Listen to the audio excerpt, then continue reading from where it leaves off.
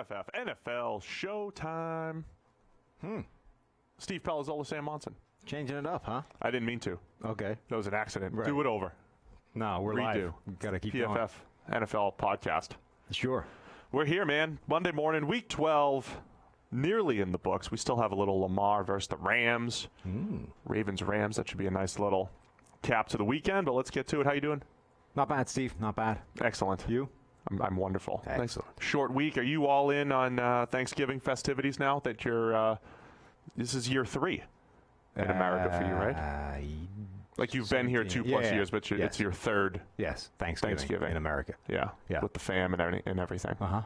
You all in? You just embracing this stuff or what? No, I mean, it still couldn't really mean less to me, but my parents are coming up to visit, so apparently we're having Thanksgiving foisted upon us as a way to be thankful, Sam. Yeah. Uh-huh. So we are having... I can't even extract a little thankfulness out of you on Thanksgiving week. No, we're having Thanksgiving, dinner, the whole celebration thing. I have very little input into this, but it's happening. Do you have a favorite dish or anything? Maybe we'll talk more Wednesday. Maybe it's more Wednesday fodder. Sure, yeah. Whatever stops it happening now. Yeah. Mm-hmm. Do you know back in Massachusetts? Oh, no. It's probably the only state where this happens. Like Thanksgiving Day is like a big high school football day. Okay. Everybody plays their games on Thursday. I don't think that happens across the country. So, in Massachusetts, which is probably the 5th worst state for high school football, we're in the bottom 10 at least. Well, I don't know. The Dakotas exist. But that's like the big tradition. Thursday morning high school football. Okay. Fun. Fair enough. No? All right, cool. Let's talk NFL. Yeah, let's do that. All right, so Thursday night, Colts and Texans. Texans win 20-17. Huge game with AFC South implications. The Texans have to host the Patriots this Sunday, which probably makes this game even more important. And, the Texans are almost maybe replacing, I think it's all the AFC South teams. You just never know what you're going to get from these four. Right, and yet bizarrely, I think 3/4 of that division now has a winning record. Yeah. Well, that's it. They're all creeping a little bit better than average. None of them feel particularly good, and yet 3/4 of the division has more wins than losses right now. This was kind of like your classic Deshaun Watson game, too. It wasn't pretty at all times, but he's got like 4 big plays in there, big chunk plays down the field. Will Fuller really is a difference maker out there. When he is out there, even if he's not perfect, just having him out there and the ability to stretch the field. Him and Hopkins did have a big game. Busted coverage in there helped from the Colts. So, yeah, Texans staying alive there. Yeah, just about. I mean, this is a big game for them because of the in-division implications and all that kind of stuff. Deshaun Watson's had an interesting run over the past few weeks. It hasn't been, I don't think, quite as dominant as it looked early in the season. Kind of cooled off, but that was a big win, one they needed to snag. Jonathan Williams continues to be awesome for the Colts. But, yeah, I think, Watson, we focus on the quarterbacks a lot because they do drive this thing so much.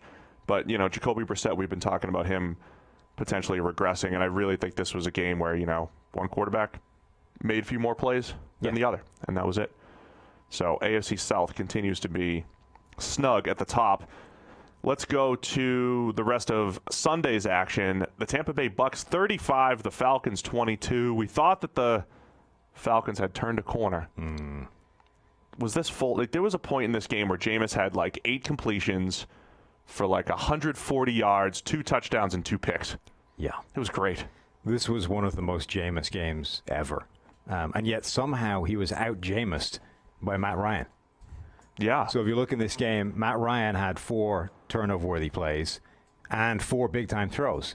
Jameis only managed 3 of each. I know, right? So Matt Ryan actually out-Jameised Jameis. Yeah, that's tough to do. It really is.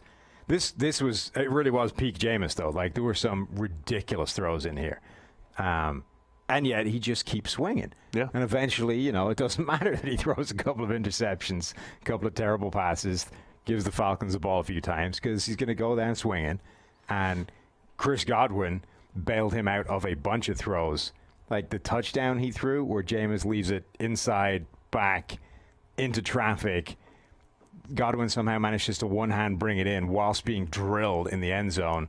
Turns what could have been, it was just an ugly throw. He had the nice seam route to Godwin. Into a touchdown. Sure. But he also, tried to get him killed a couple of times.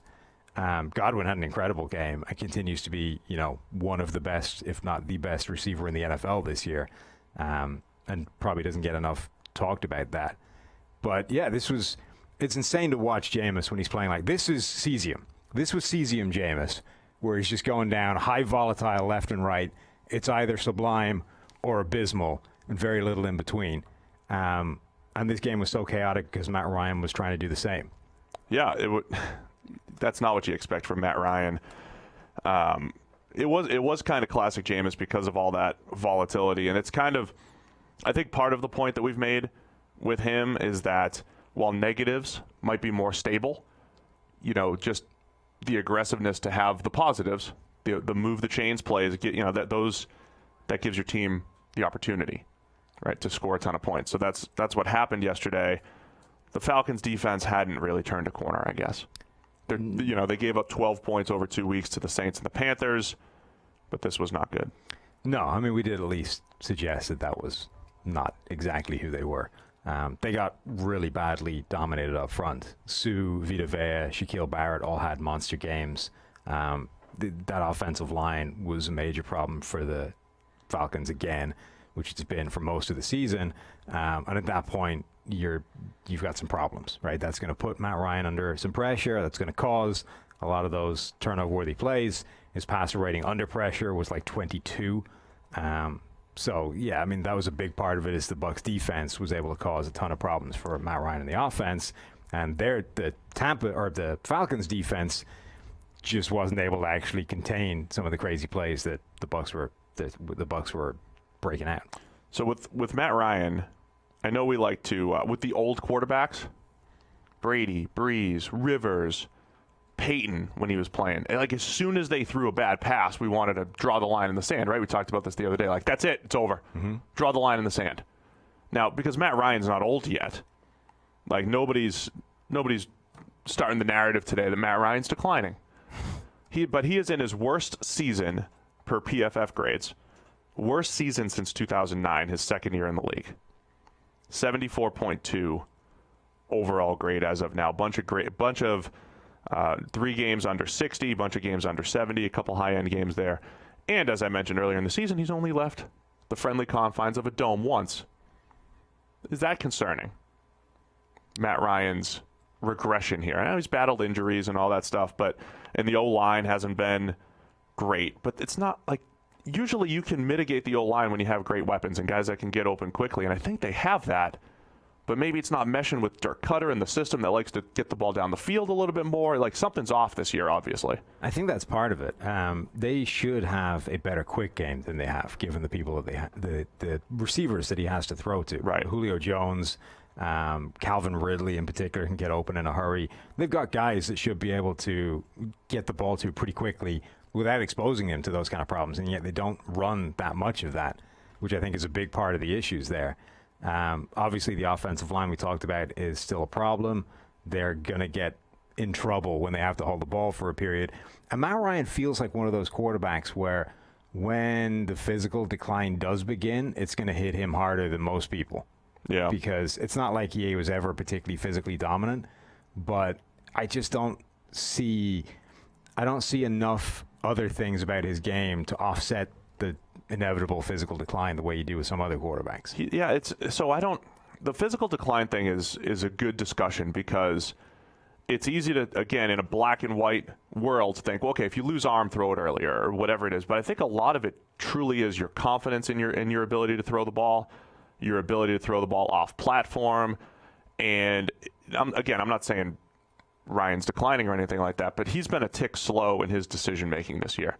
Whether it's throwing the ball into coverage, he's taken as much as the O-line's been bad, he's taken sacks he shouldn't be taking. He took a bunch of fourth down sacks in games earlier this year. There's something in his decision making that's different, and I wonder if that coincides with a lack of confidence somewhere physically. I think one of the great things that extends players' careers when they do start to decline, however it manifests itself, is the ability for that player to recognize what's happening and know how to change their game to keep going.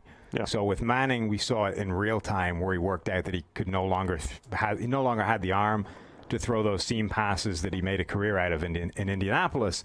He realized that in the course of a couple of weeks when he went to Denver, completely changed his game and extended his career by another couple of years. Not just extended it, but played arguably the best couple of seasons of his career at the end before his physical tools completely fell off the cliff and he just walked away at the end.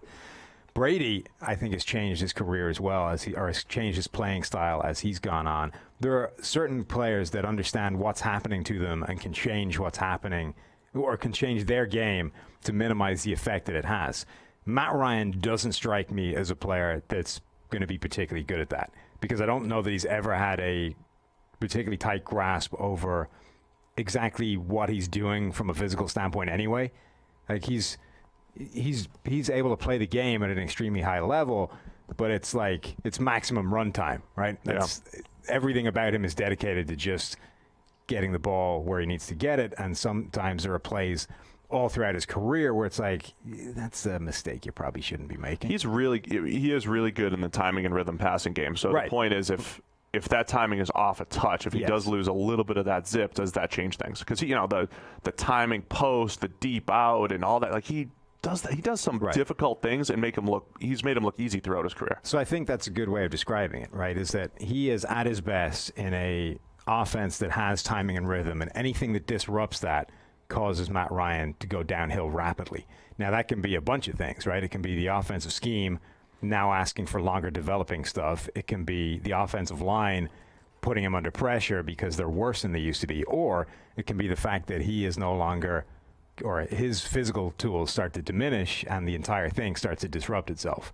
I would suggest that any of those things happening cause Matt Ryan to sharply decline in play level, and one of them may be a permanent thing that actually needs adjustment internally. Well, something to keep an eye on. Matt Ryan's worst grade since 2009. They didn't run the table. Falcons are out. This is true. Thought they had a chance. They sucked me in. Mm-hmm. They sucked me in for 2 weeks. I was like, this is the Falcons team. Rookie mistake.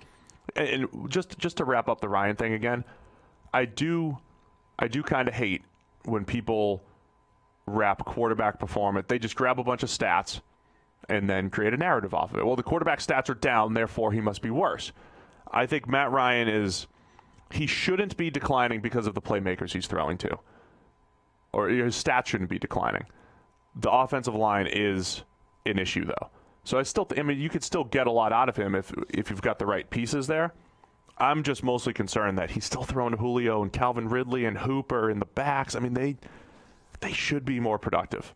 Yeah. Offensively. Yeah. And that's the least of the Falcons' concerns, probably. It's very difficult to completely isolate any one thing from everything else, right? It's all interlinked, and you have to have some appreciation for what's happening around the quarterback, not just the quarterback.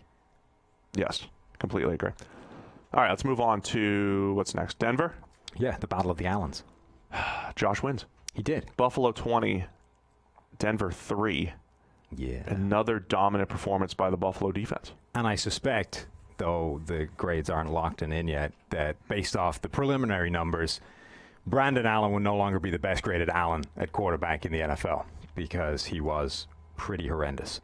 And Josh Allen, not being incredible, was still better, vastly so. I think Josh and Kyle split all of the Allen production yesterday. Yeah. Well, Josh certainly and Brandon Kyle didn't get any of it. Brandon got 0. It was about 50-50 Josh and Kyle. Brandon, I think, set some kind of record for futility in terms of largest number of attempts to get 80-something yards. Rodgers probably challenged him. 25 attempts and he got 82 yards. His passer rating, when kept clean, was 19. Man. That's not great. No. Also, 19 with 2.5 yards per attempt. And completing 32%. Wait, Rodgers threw for 104 on 33 attempts. Yeah, that was pretty bad, too. On 41 dropbacks. Yeah. Allen had 31. Anyway, I just think, Buffalo's defense, man, it's really not flashy. I know they've had a few blips, but that's what happens on defense. I can't give enough credit to Sean McDermott and that entire coaching staff just because of what they've built since 2017. Yeah. We always talk about how difficult defense is to sustain, and they continue to sustain their coverage unit with Tre'Davious White is a star on the back end, or a potential star. He has his challenges. Right. Remember week how in, week out, everybody was crowning Cortland Sutton a week or so ago because he was going up against the Vikings cornerbacks that kind of suck right now? Yeah. Tre'Davious White was targeted 7 times against Cortland Sutton, gave up 1 catch for 27 yards, had an interception and 2 pass breakups. So Tre'Davious White caught as many passes in coverage as Cortland Sutton did, plus he broke up a couple. I mean, I hate to bring up the weather thing, but I don't even know. You're playing in Buffalo in November, but when you are in pristine conditions in a dome, even just going back to the Matt Ryan thing, like, you do play with this level of confidence. You know where the ball's going. Like, there's no way. Like, watching Russell Wilson throw the ball yesterday, threw the ball well, and there's a million drops, and Brady threw the ball well, and there's a million drops, and Dak's missing throws by a mile. Like, the weather really does affect things. So, in our Josh Allen analysis, over the next few years, I think we have to factor that in, the difficult conditions in Buffalo. And I think Brandon Allen going from the dome against the Vikings, even with the lesser cornerbacks, to playing outdoors in Buffalo is not easy. No. Brandon Allen doesn't have the tools to maybe overcome it either. Right. But it also, Brandon Allen wasn't all that a week ago either. There were a couple of plays where Cortland Sutton went up and mossed people. Right. That didn't happen this week because he's playing Tre'Davious White, who's better. Anyway, the Bills get good performances from Matt Milano, Teron Johnson. You mentioned Tre'Davious White. This is kind of their MO, right? One week it's Levi Wallace. The next week it's Matt Milano and Tremaine Edmonds. You just never know where it's going to come from in Buffalo, and they're now they're 8-3. Overall, that defense has been really impressive consistently, and the offense was able to get enough done. They finally connected on one of those deep Josh Allen to John Brown passes that's been there all season long. Poor old Chris Harris, by the way, has been running a gauntlet of who's who of fastest people in the NFL. We said that was the matchup to all, watch. All season long, the dude has been stuck covering like these absolute speedsters. When he didn't get a speedster, it was Stephon Diggs. Like, it's not like even when he gets a break from fast guys, it's an easier day at the office. Like, when he doesn't get a speedster, he gets one of the best route runners in the NFL. And, honestly, there may not be any cornerback that's had a tougher run of guys to try and cover than Chris Harris. And even this week, all right, he got beat once, badly by John Brown for the touchdown, but only gave up 2 catches for 39 yards and a score.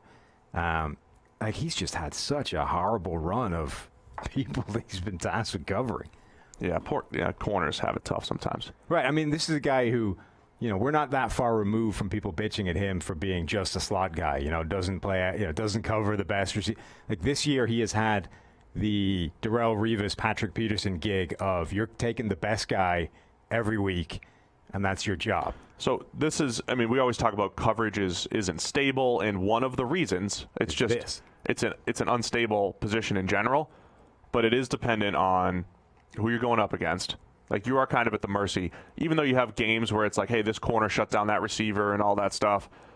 Sometimes the receivers they're just too good. It is a tough stretch. But also there's a huge, in terms of, there are a few positions, I think, where the variance in your assignment can be as wide as it is in playing cornerback, right? Yeah. Effectively, 2 starters for 2 different teams can go as far as you get the Chris Harris job at one end of the scale, which is you are facing the best wide receiver the opposition has to offer every single week, and depending on your schedule, that can be an absolute nightmare run of players. Man, that was wide. Yeah. Like, that can be a 09 Revis. Right, a back-to-back run of all pros, right?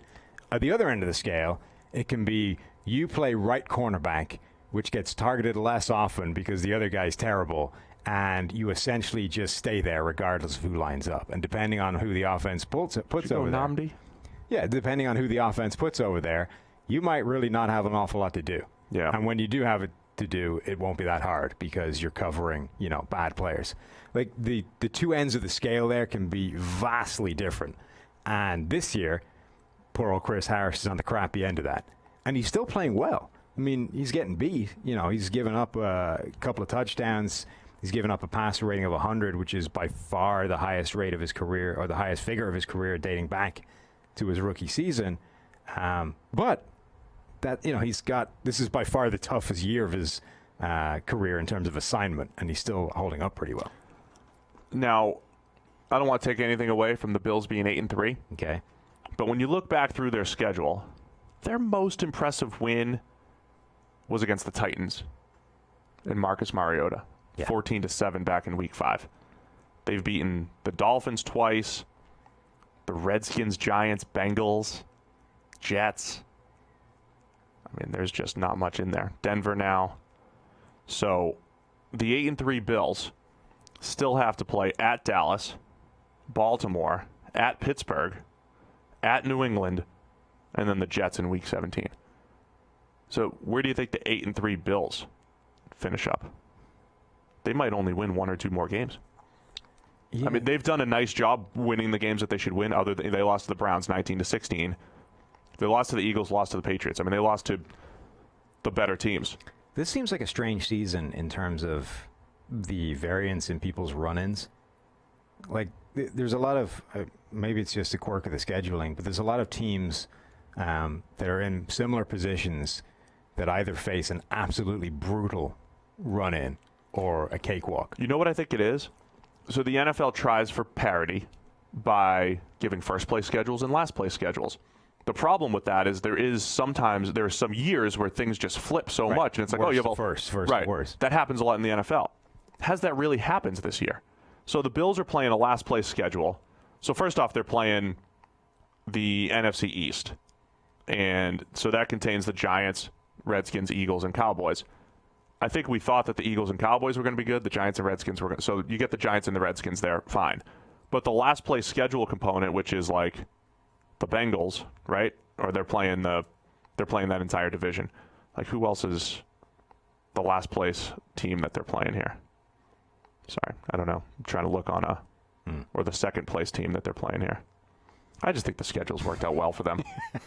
Anyway, sorry. That was a well-formed thought. Cut that out. Cut it out. Yeah. Oh, wait, we're live. Mm-hmm.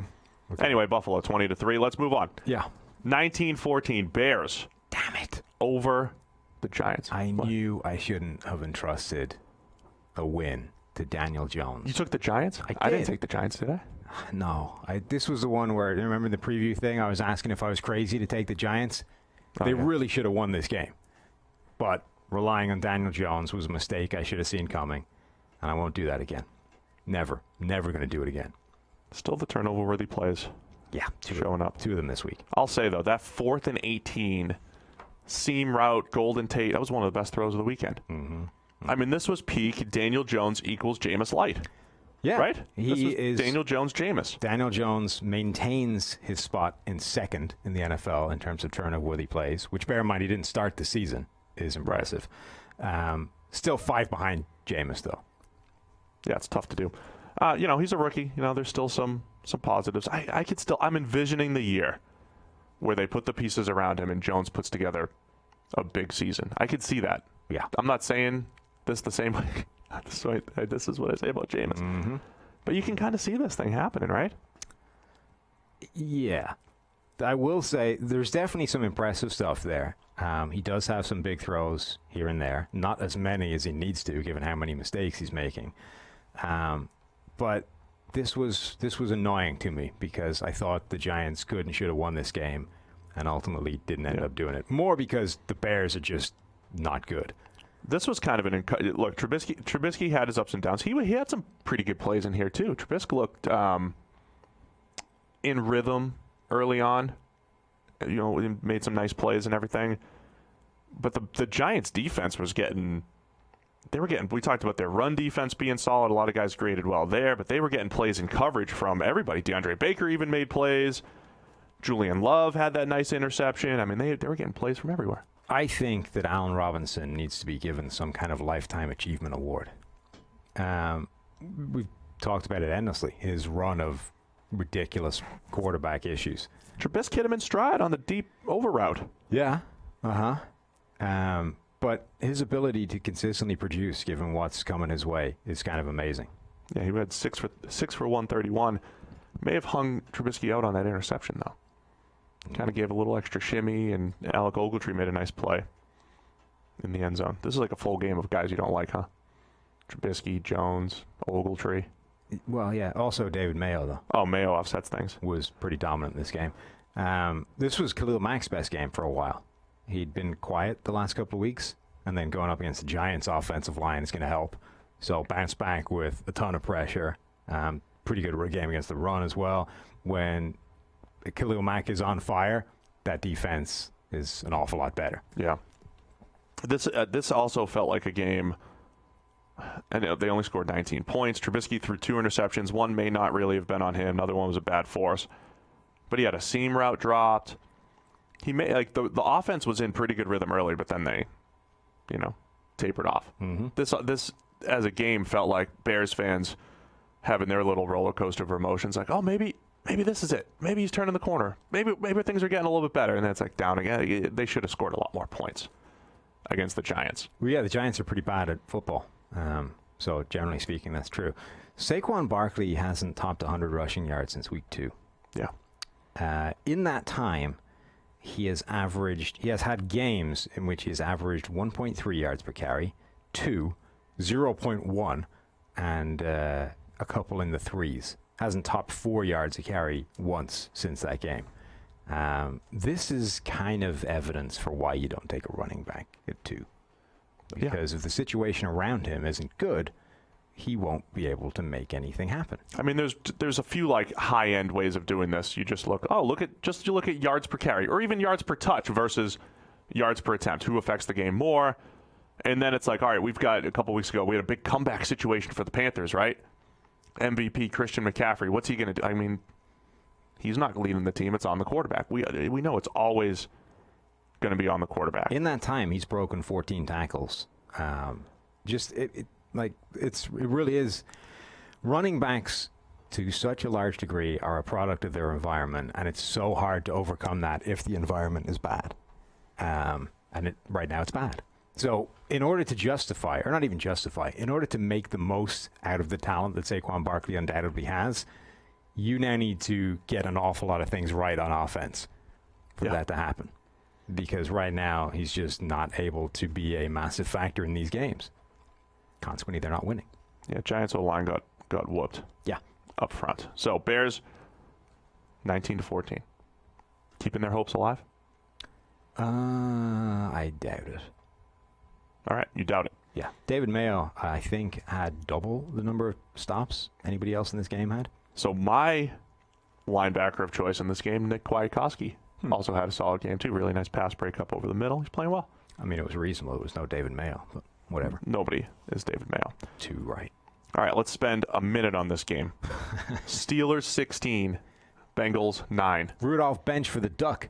Duck comes in, throws a dime, balling. James Washington. Ironically, maybe James Washington needs Duck, not the guy that he was playing with in college for all those years. That could be it. Because apparently Mason Rudolph is spectacularly unable to get the ball towards James Washington. Duck comes in, hits him with a dime, and Washington does the rest. Absolutely embarrasses B.W. Webb and William Jackson in the same move. Goes all the way, 79-yard touchdown. Boom. Man. Yeah. Steelers defense, man. They have a winning record, the Steelers, with Mason Rudolph and Duck as their quarterbacks. And no receivers, by and large, because Juju hasn't been able to get much done with that revolving door of quarterback ineptitude. And nobody's been able to get the ball to James Washington, despite playing with him throughout college. Deontay Johnson's had some games, but this is kind of amazing that this team has a winning record. So by the way, I got word that the Bills had a third-place schedule, and it was the Broncos and Titans who were on there, 1-1. So you made a full mess of that. I think the bigger thing is you also just play whatever the next division is, and whatever that division looks like. You play the AFC North if you're the Bills, and you play the NFC East, and you're kind of at the mercy of what they're trotting out there. I would suggest you might want to steer clear of schedule talk for. Well, let's discuss the Steelers' schedule, because they've got 2 wins against the Bengals. Well steered. 2 wins against the Bengals. They beat the Chargers. So they've beaten the Bengals twice and the Dolphins once. Yeah. Among their 3 wins. That'll help you get to 3 wins. Nice win against the Chargers. Nice win against the Colts with Brian Hoyer coming in. They kind of dominated the Rams defensively. So that was impressive. Their losses came to the Patriots Seahawks, 49ers. That's a rough stretch to start the season knowing what we know now. And then they lost to the Browns. Yeah. Bengals putting an And the Ravens. An iron-tight grip on the number 1 overall pick. They now have a 2-game lead. It seems pretty unlikely that somebody's going to overcome that. If for no other reason, then it's looking pretty unlikely the Bengals are going to win games. Yeah. But this Steelers schedule, with 4 of their 5 losses coming to some of the best teams in the league. Yeah. Patriots, Seahawks, Niners, and Ravens. The Bengals' offensive line is bad enough that Steelers' defensive front just dominated. They did. Ryan Finley's big-time throw to turnover-worthy play ratio in this game, 0 big-time throws, 5 turnover-worthy plays, which led the NFL. Yeah, it's kind of an issue. Yeah. He threw as many turnover-worthy plays as Jameis and Josh Allen combined. Yeah. And Daniel Jones combined. Not good. No, not good at all. His is a physical tools limited. I'm not saying there aren't bad decisions in there too, but you're definitely lacking. He also remains like this will remain a winless situation for a quarterback in terms of they have maybe the worst offensive line in the NFL, and he has no shot. But there are people now. Chase Young this past weekend at Ohio State, another dominant outing. Mm-hmm. I mean, that dude is unblockable. He's going to have the highest defensive grade we've ever given a college player. He should not be the number 1 overall pick for the Bengals. Honestly, I don't care if you can guarantee me 15 years of Lawrence Taylor. That doesn't move the needle unless you have a quarterback. Yeah. There are no pass rushers who come in and turn a franchise around. And I know somebody's going to say Nick Bosa. Oh, Nick Bosa came in and the Niners went from worst to first and all this stuff. A lot of other factors happening with the 49ers, including like having their starting quarterback there. Yeah. And, a coverage, like the coverage unit being so much better, and D4, and all these other, the other guys playing well too. Chase Young's not turning around the Bengals. Now there's less of a chance that a Joe Burrow or a Tua with his injuries and Herbert, like those guys could be busts, but they have a much better chance of making an impact than a Chase Young. So if anybody's telling you Chase Young needs to be the number 1 pick, they're wrong. What do you think it takes to go from 33 to 2? In what? In the draft. Trade capital. From 33? Yeah, to 2. Who's at 33? Well, they will be, right? You're saying... So take Burrow, number 1, and then try and get all the way back to 2 for Chase Young. I wouldn't do it. Well, obviously, but I'm curious what that would take. Because there is a couple first rounders. There is a genuine possibility that Chase Young may be a new Aaron Donald, right? Or a new generational defensive talent. I agree with you that it's still not worth taking over a quarterback because unless you have the quarterback, it won't make a blind bit of difference. On the other hand, if you do have the quarterback, i.e. you take Burrow, number 1. He's a nice player. Yeah, if you do have the quarterback, that could make a real difference. Yeah, it's just Khalil Mack, is he really making the difference this year with the quarterback? Right. So if you did have the quarterback... They still make the same level of difference. No, I don't think they do. Of course they do. No. Their level of production is the same. Once you have the quarterback, the perception. No, I think once you have the quarterback, the impact on that defense makes a significant difference. No, here's the other way of looking. I've always been the draft good players guy, and now I need to draft valuable players. The fact that it's easier to predict pass rushers, even though they're harder to find in rounds 3 and 4, like at PFF, we've got a pretty good history of finding good pass rushers in the middle rounds. From Trey Flowers to Carl Lawson to Chase Winovich. And just on paper, even if Chase Young is Lawrence Taylor, the difference between Lawrence Taylor and, say, a Trey Flowers or a Carl Lawson or even a Chase Winovich is still kind of minimal.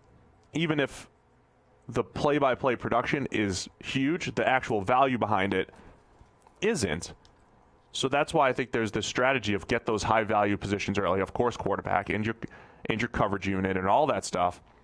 And then use the fact that you can unlock gems of pass rushers based off our grading in the middle rounds. There you go, Bengals. Let me be your GM. I can turn that thing around by not drafting Chase Young first. I'll have a bidding war for him, though. Can we get Booger on the show and you can debate him as to who's going to go number 1? Oh gosh, that would just be bad. I would enjoy that a lot. Call him up. Call Boog. I'll do it. Solly must have his number. We'll call him up. I talked to Boog a few years ago. Yeah, there you go. We'll get him. We had a little phone He conversation. definitely wants Chase Young to go number one. Of course he It'd does. be a great conversation. So that's our 1 minute about that. We'll talk game. about the draft later. Speaking of the draft, the Dolphins lose. Now, Browns 41, Dolphins 24. We said this could be the game where, Baker looks nice. Right. Turns out if you play the Dolphins every week, you might actually justify the hype that was surrounding the team heading into the year. 41-24. Yeah. Could have been worse. It could, and probably should have been. Monster games from Jarvis Landry, from Nick Chubb, and Baker looked good. Yeah. Again, turns out all you need to do is play the Dolphins. They are who we thought they were Against when Miami. they play the Dolphins. Yeah. I don't have much else to say on this one. Couple downfield dimes from Bake. Yeah, look. This was the explosive passing game we kind of expected, though. Yes. So obviously there's the giant caveat that it's against Miami, but I do think that I do think you have to be encouraged by the idea that this at least does still exist somewhere, right? It's not that everything we saw last year was a complete mirage. We got to sanitize this thing. Well, yeah, if you're going to start sneezing into that stuff. Can I just put my initials on it? That was bad. Yeah, I mean, I don't. Yeah, make sure that that's labeled that it's yours. Do other people on live TV sneeze? What do they do? Look, I'm a professional, but I'm not that professional. I don't have to do 2-hour live shows. Yeah. I don't know. I've never seen somebody just let rip and sneeze. I think they have a signal to the producer, get me off camera, let me... It must be, right? If you got to have some way of making sure that the close-up is on someone else so that you can just rip. Yeah. Yeah, I guess that's what it is.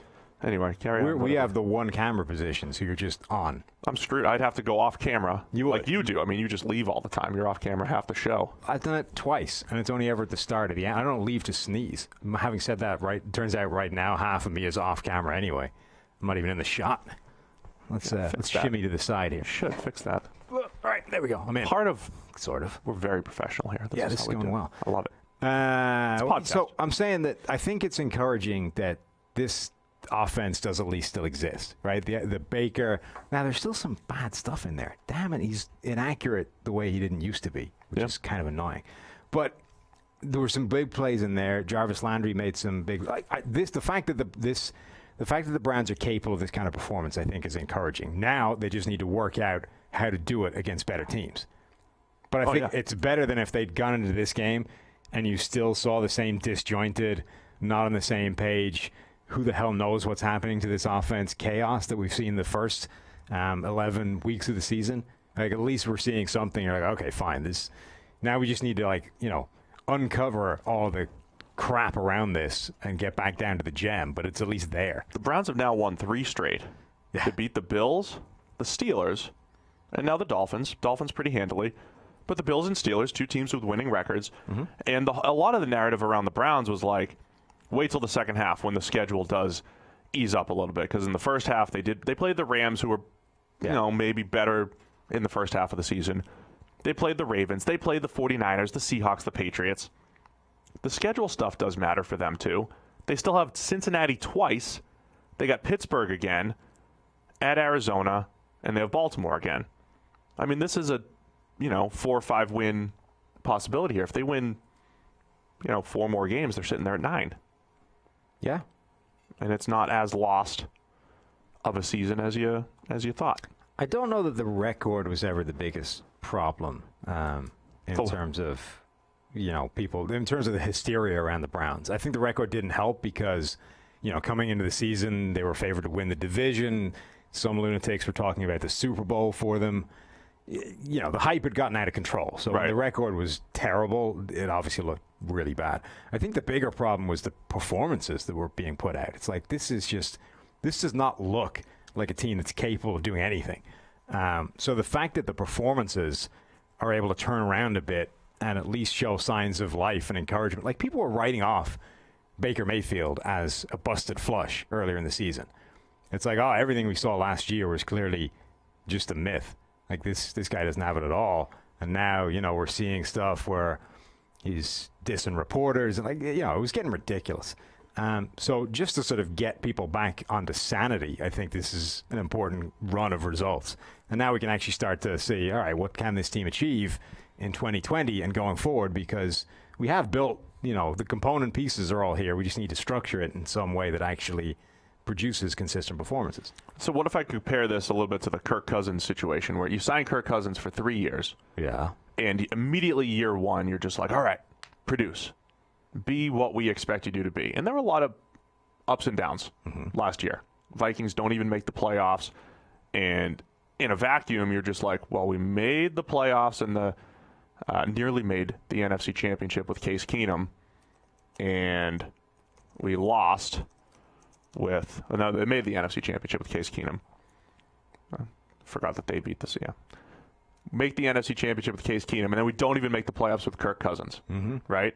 But like when you sign a guy, I mean, and when teams have hope, it's not just for year one. It's because they're building something for multiple years. I mean, I think we're going to come into next year with similar expectations for the Browns, because I think on paper they're going to look good. We're going to come into next year and we're going to talk about the 8-8 or 9-7 Browns as, competing with the Ravens for the division. I think that's what's going to happen. And then Cousins in year two, he started to live up to what they expected or what they wanted. We could be sitting here a year from now and, Baker's back on track and Odell Beckham's a top 3 wide receiver again, and the defense has some playmakers that we expected them to have. So it's almost, like the roller coaster that I draw over here. That's everybody's takes and perceptions, and we're only 12 weeks into this thing, so. Yeah, I mean, I think the Browns will ultimately end up this season falling short of expectations. Now, part of that is because the expectations became ridiculous by the start of the season, but it's probably going to wind up in a reasonable spot in terms of building for 2020, assuming the overall sort of level of performance continues an upward curve. I still don't understand why they're so completely unable to execute the simple gimmick plays that everyone else does for free yards. They made another mess out of a reverse or something yesterday. It's these are the plays that everyone uses because they give you they cheat yardage. Yeah. And you keep making a mess of them. The number of simple pop passes and stuff that Cleveland have turned into turnovers or just blown up plays because people drop the ball this year is ridiculous. Yeah. And that is part of why the perception is so different from reality, is that there's some ugly stop stuff. doing that. Yeah. Those are plays that you can't legislate for because they're supposed to be they're ugly plays, ugly losses in there. Yeah, you expect people to be able to catch a pass that's popped right in front of them. Joe Schobert balling out in recent weeks. He's now, over the last 2 weeks, got 4 picks. Linebacker Joe Schobert for the Browns, 4 picks and 3 pass breakups. This isn't the NFL where that's double counted. That's 7 complete different plays. Right. Now, one of them in this game was top, batted to him. Yeah. It's just trying to, he's been in and around the football in the last 2 years. He has developed into a pretty solid, useful player for the Browns. So 41-24. Do you have anything to say about the Dolphins? No. The Nick Needham hype. He's not going to make my best rookies video this week. No. This week. No. Worst game of his career. The Ryan Fitzpatrick thing finally derailed itself. I mean, that was inevitable, right? Not according to QBR. He still played well. He had a good game. Rushed for a few yards. He completed passes for 214 yards and threw 2 interceptions. Yeah, he didn't grade well for us. His passer rating under pressure was 3. QBR likes him. All right, Saints 34, Panthers 31. Weird game, long game. Yeah. It's like a college football. They're even saying on the broadcast, this feels like a college football game. This game, forever. Yeah, it did feel like it should have been over about an hour before it ended. So the Saints offense was moving the ball at will. The Panthers were kind of hanging tough in there. Then Breeze throws a fourth quarter interception to give the Panthers even more life while they're up. They're up 7, fourth quarter interception. Then the Panthers drive down, and the Panthers are doing everything they can to not put the ball in the end zone. And then they even got a pass interference overturned in their favor, and they still couldn't put the ball in the end zone. They kept having to settle for field goals. And, they hit one, and then they missed a potential game-tying field goal. Or game-winning go-ahead field goal. There's something kind of amazing about the play that they choose to actually overcome and install pass interference on. I think it probably was pass interference, but judging by the standards we've seen based off the other one this season, including in this game, there was one earlier to Jared Cook. Yeah. Like, of the standards that have been set so far this season, for that play to be the one they go, yep, there's pass interference, let's overturn this and put a penalty out there, was insane. The fact that it then happened to the Saints, like the team that this rule was instituted because of, like, actually, you're going to get stung by it. And then, the Panthers missed the field goal. The jacked kicker. Did you see the state of that guy? I wasn't really paying attention. Kicker rolls out there with, like, biceps the size of your legs, like, looking yoked. My eyes are always, like, in and out, and once there's a kick, I'm more into watching other stuff or other games. And then it's like, just let me know if the kick goes through. So I don't pay attention to any kickers. Kicker was jacked. Like, the way people used to rag on Brady Quinn? It's like, you are too jacked to be a quarterback. It's obviously causing problems. Your muscles are too big. You can't possibly have sound mechanics with those biceps getting in your way. This is like the kicker. Rolls out there having spent, like, the last 6 months of his life doing curls, and then just shanks the kick off to the right. But there was a flag on the play. Yeah. Marcus Davenport leaped a guy, and it felt like the refs got together. They were like, I kind of have a hold, but do you know we're in New Orleans? Do you know we just overturned the officials a pass interference? Like, they'll kill us. Officiating in the league right now appears to be horrendous. Yeah. The thing is, there's a flag on the play. Well, let's discuss what are the implications of this flag. If we keep this flag, so he leapt clean over the line of scrimmage. That's not what they were worried about. No, I know, but leapt clean over the line of scrimmage, which is only allowed if you essentially clear it, right? Yeah. So if you don't touch anybody, you're okay. Now, his leg kind of came down on the guy at the very end anyway. So if you wanted to, you could say that's a penalty. But the reason he was able to clear the entire line is because the guy to his right grabs hold of the center and keeps him down. Yeah. It was a clear holding call. And they got together and were like, nah, we're good. I'm okay with that. Yeah. Like, wait, it would be one thing if you hadn't seen it, right? If you just went, I don't know what you're talking about. I was looking at the guy jumping over him. I didn't see the hold right to his right that enabled that to happen. But they threw the flag, right? And then in the course of discussion decided that, you know what, we're just going to pick it up. That's okay. Yeah, because I think the discussion was like, we're in New Orleans. Dude, they invented this pass interference thing. We just overturned a pass interference against them. Like, this is why. You're saying this was like a pure makeup call? Yeah. And it's like we screwed them on the last one. Let's give them this poor fan base. I've heard them boo. They boo pretty strong. They're really anti-official right now. Officiating right now is an absolute dumpster. This is why we've talked with Eric about Dr. Eric Eager over here. About some, what makes for home field advantage. And I think intuitively you talk about home field advantage and it's like, well, crowd noise, right? You know your snap count on offense, and it's difficult for the away offense to get off the ball in time, so the defense gets a little bit of a push. But Eric keeps coming back to, like, it's kind of penalty driven as well. Like, there is this human element and influence to call fewer penalties against the home team, and to call more perhaps against the away team, to be influenced by the surroundings. And this might be an example of that. I'm not saying things are corrupt or anything like that. I just think it's more just the way humans operate, and I think it's kind of ingrained into that. Here's why a team's getting 3 extra points on the road when it comes to spreads. I mean, at home. Yeah. like I say, I can't understand how you look at that having seen it and pick up the flag. I get not seeing it in the first place. Pereira actually had a good explanation. It's almost like that would be the first time. You can kind of hold him down a little bit. You can't, like, grab and yank or something to that effect. He had whole, like, terminology for it. Huh. Because we see defensive. I don't think fans see this all the time, but, like, when we're grading games, we see defensive holding all the time. Yeah. Where the nose tackle very subtly will go grab the center, keeps him off the linebacker, and the linebacker zooms in for the play. Like, the guys get away from that.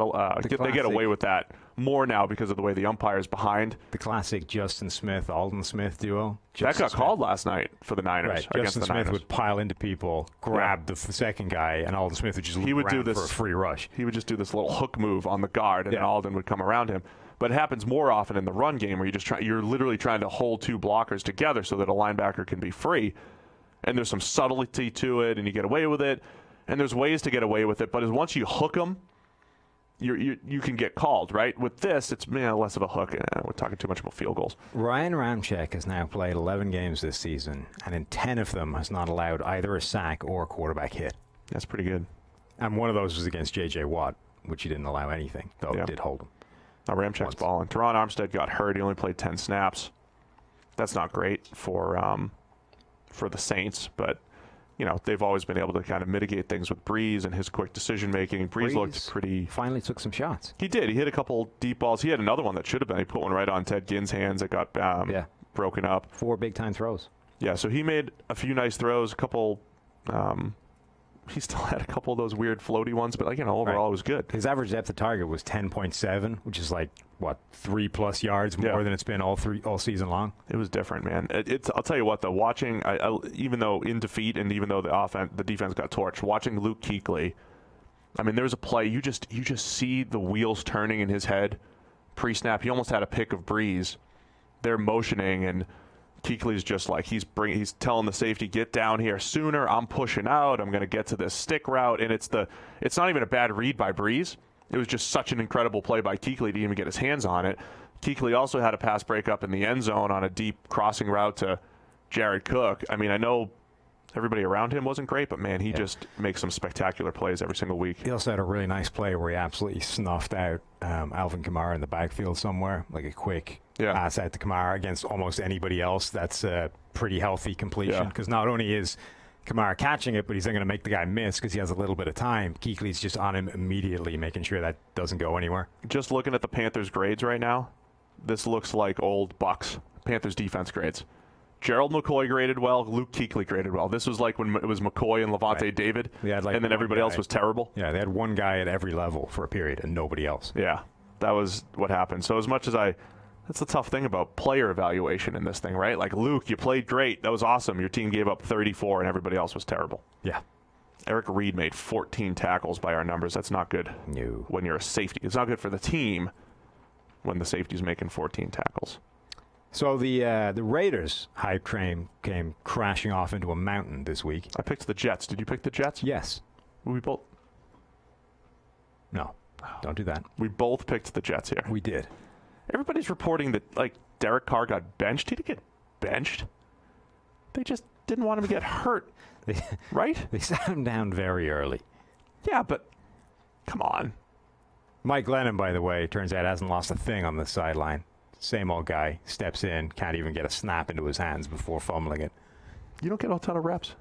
Apparently. Maybe you should give him more, because if you need to turn to him at some point, he needs to be able to at least get a snap into his hands. Jamal Adams had another sack. Yeah, he's legitimately the best pass rusher on the Jets right now. All of their good pass rushing grades, other than Kyle Phillips, pretty much came from the secondary. He also led the team in pressures with 5 rushes. Yeah, he did. What'd Henry get? Another 2? Yeah. Standard Henry game. Very Henry. 2 pressures. On 38 snaps. 2 pressures, 2 stops. That's what Henry does. Just trucking along. Is he just the Thomas Jones of... He really is. Yeah, he is the Thomas Jones. Henry Anderson is the Thomas Jones we love defensive lineman. Henry's going to play another 10 years at that same level. Yeah, every single game. Just 2 pressures, 2 stops, nothing else. That's all you... Sam Darnold came back around. This is the other end of the heartbeat. The steps are still going up. Well, this is the heartbeat thing, the steps have gone... He was up here. That was this week. Raiders. Yeah, but this week, he's been going steps way out. Like, he's due for a big fall. It's the EKG. He's gone. Look, he's gone. Went all the way down. This is the Patriots game. And then we got Oak up here. And now we're heading back down. Look, so whoever we play next week, we're heading back down. It's literal steps. Yeah, I know, but that's what happens. Your EKG does this. So next week, who are they playing next week? He still might have another peak in here. No. You don't think so? No, EKG next week, he's heading back down. So Wentz was terrible. Darnold and Finley was terrible. And Darnold grabs all. It really is the Bengals. So it's still going up again. Okay, they play the Bengals next week. Struggle to go back down against the Bengals. So the ginger talent theory holds up. Remains. Like, Wentz was terrible. Yep. Finley was terrible. Darnold stole all of it yesterday. Mm-hmm. All of it, by far. So look, here's what Darnold has. At Cincinnati, we should go say hi. And then Miami at home. We might see 2 more big steps up. I mean, Dan Orlovsky is going to love this. Nobody loves Sam Darnold making like one good throw more than Dan Orlovsky. Dan Orlovsky, who I don't mind Dan. He's fine. I think he says some silly things sometimes. I don't mind Dan. He's fine. All right. I don't like trashing people. Well, nice guy. Okay. Mm-hmm. I don't always. But nobody likes to take one Sam Darnold throw and then project it as that's it. Great read. Now you can see how comfortable Sam Darnold is, and they're on the same page. Like, he'll project it every which way, and all of a sudden Sam Darnold's an all-pro. Yeah. Dan Orlovsky is going to have incredible fodder over the next 2 weeks as Sam Darnold tears up the Bengals and the Dolphins. And then he's going to run into the Ravens, Steelers, and Bills. And it's all going to come crashing down. I'm just going to write the story. I might do a whole article projecting Sam Darnold's stats over the next 5 weeks. It's going to be great. He's going to tear it up for 2 weeks, and then he's going to have a game where he goes 12 for 39. Maybe not that bad, but no, that's Ravens, Steelers, and Bills at Bills too to finish it. Yeah, that's going to be rough. Sorry. Anyway, Sam Darnold, good game, encouraging. I think the caveat to Sam, like everybody's looking for, just like the old guys, you're looking for like that line in the sand, right? Like, this is the game where things turned around and things are great. Like, I would just say, buyer beware so far on Sam. Good game at home against the Raiders, porous secondary. One of his best plays in this game was kind of bizarre. It was where he rolled out or scrambled out to the left and then like lofted the ball over a linebacker to his receiver. And when you look at it from sort of his viewpoint, I don't know why he ever attempted the pass. There was a guy like directly between him and where he wanted to go with the ball, pretty close to where he wanted to go with the ball. Like, it was a perfect pass, but it really needed to be if it was going to be anything other than picked off. You get credit for that. It's a good throw. I'm sort of. It's one of those ones where That's what I liked about Sam coming out. He could make those throws. It's one of those ones where it's a really good throw, but I'm honestly not sure it's a positive thing that you even put it in the air. Yeah. It's borderline enough that I'm not sure. Like, I've seen throws where I genuinely think it was a bad decision to put that thing in the air, even though you completed it and you put it through some insane window. I don't know that this is that. Like, I'm not 100% convinced it was a bad call, but it's borderline. Like, it was.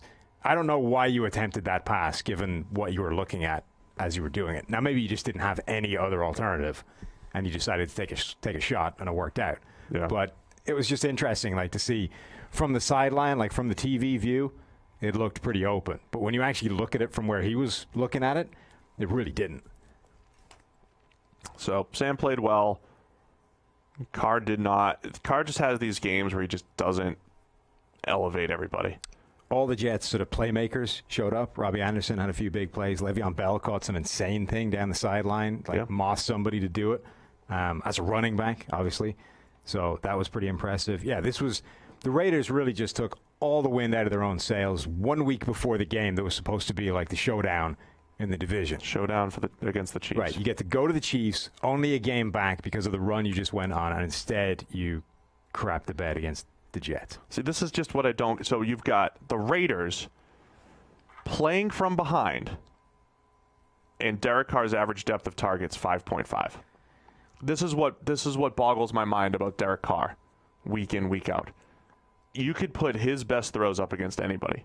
I mean, his best throws are pretty spectacular, and he could do it all. A lot of times you put a guy's best throws, and it's like with Tyrod, you're like, oh, these are all go balls, right? A lot of guys have a certain thing that they do well. Derek Carr can literally make all of those, the big-time throws, different stuff. He could throw the seam. He could throw go with touch.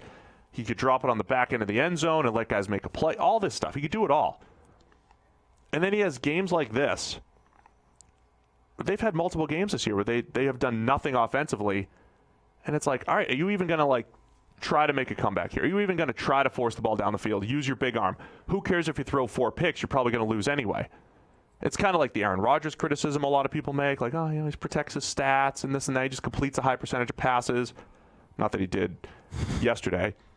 But, Carr take a few shots. I know he was under some heat and all that stuff, but, this is just a weird game. Yeah, I don't want to celebrate too hard in terms of I was right, because ultimately sure you do. They could next week go and beat the Chiefs, and then we're back to where we started. But the point we were making of this team exactly been conclusively beating anybody. Like, of all their wins this season, none of them have been by more than a score. Now, okay, some of those were because teams got garbage time scores late in the game, but this is not a team that had been dominating people. And the idea that they would eventually have a game where things went the other way was not beyond the realms of possibility, and this was it. Like, the Jets' defense showed up. The Jets' defense, for as dominant as this game was, the Jets' defense is not phenomenal. It's not a defense that you should have no earthly hope of. They've done a nice job this year. Anyway, here's the main point, right? It's not like the old BCS college system where it's like, hey, we need to see margin of victory and stuff. Like, we need to see, something that influences us that says that you're good. But it's more like margin of victory and stuff. It's like, if you're that good, you'll win more plays than the next team, and you'll have some games where you win by a lot. When you at home against the Bengals and you only win by 7, it's a little alarming. Right. I mean, this was a team that had that winning record, but a losing points differential. Right. There were signs out there that this team was not as good as their record suggested. And I think this was those signs actually coming to fruition and then getting knocked off by a team that, good teams should not be getting knocked off by. All that said, Dallas notwithstanding. I think classic, like when Jack Del Rio was a coach, he used to do this with the Jags all the time. They'd have games like this. Like, you lose games you shouldn't lose, but you win games that you probably shouldn't win. I think the Raiders bounce back and give the Chiefs a really good game next week. I think it'll be a good game. I could see that. I like the Chiefs. I mean, if for no other reason than the Chiefs don't have a defense. So. Yeah, but I think that's kind of like the nature of a mid-tier team like the Raiders. You get your ups and downs. This was a dud. Credit the Jets.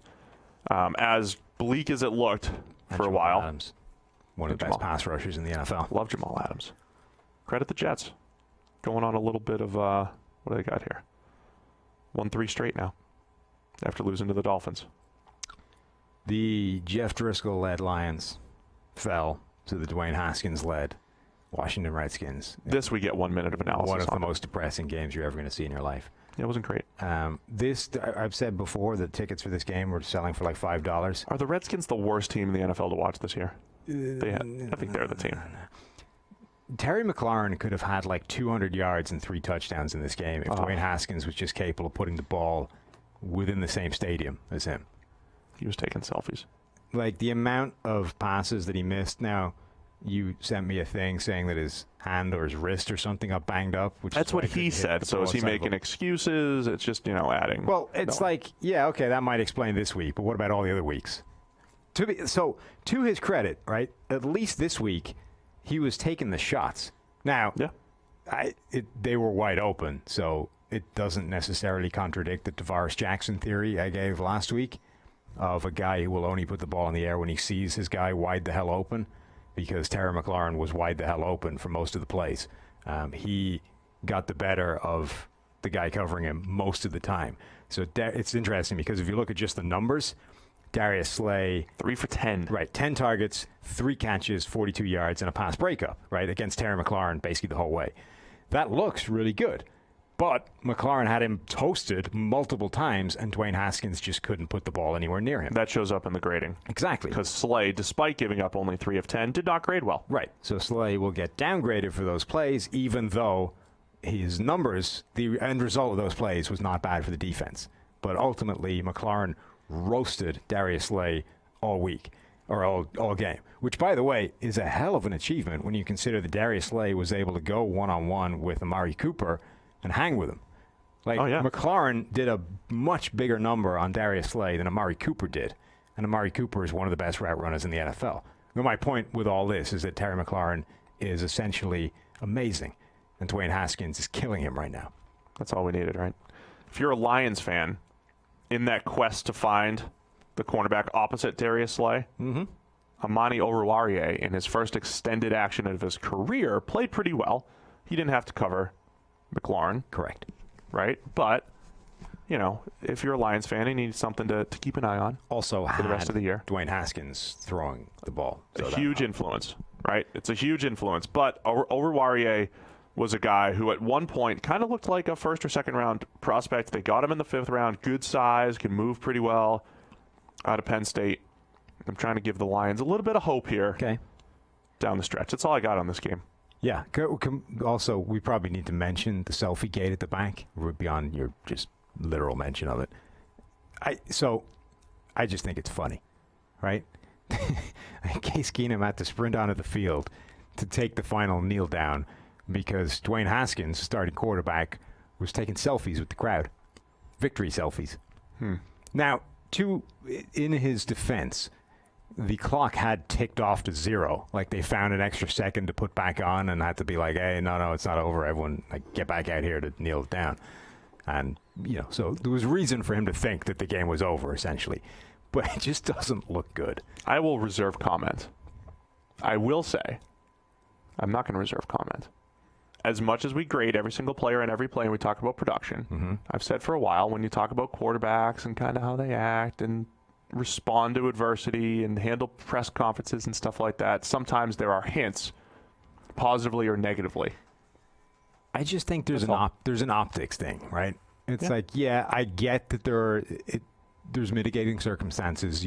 I can see why you did it. I also, I don't want to take emotion out of it too. Like, it's cool to be happy. Yeah. You should be happy. You have your first win. It just doesn't look good when the backup has to run onto the field because you're taking selfies with the crowd. I'm not going to project it going forward too much. It isn't a good look. You're right. Tennessee Titans 42, Jaguars 20. Look, maybe we had an out because we said we don't know what's going to happen, but we said one team could absolutely dominate this game. Yes. And it did. It's what happened. The Titans. Yeah. Jags can't stop Derrick Henry. Well, so this is amazing to me, right? The last time he went beast mode against this defense, right? He dominated people, ran the length of the field, was just stiff-arming people left and right. Why do NFL players not understand how to defend a stiff arm? Who was number 26 for the Jags? Why do I not know that number? Who was it? Here we go, 26.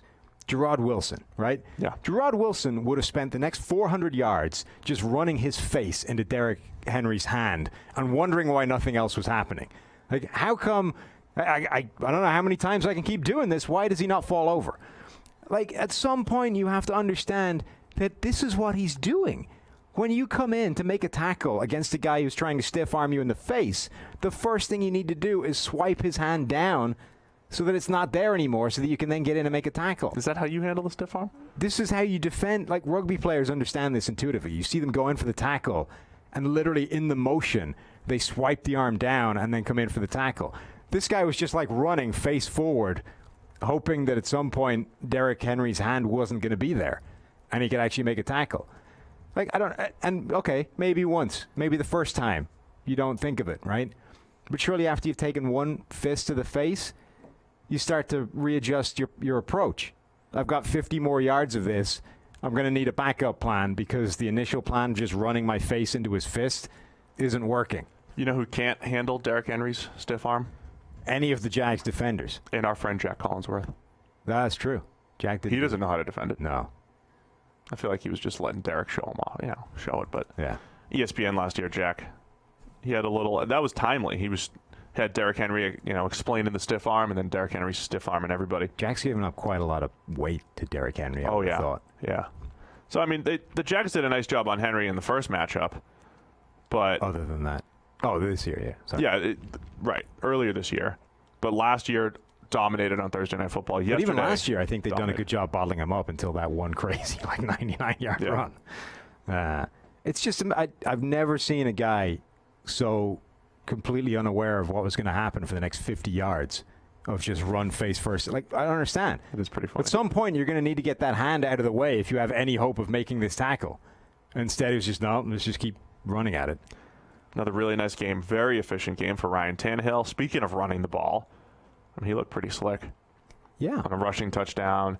He's got a little bit of that. We talked about a game a few weeks ago where he's a little gritty. He went out there and made a few key runs when he needed to. That has been a nice added weapon. I think if you're just citing the differences between him and Marcus Mariota so far, intermediate accuracy for Tannehill has been fantastic.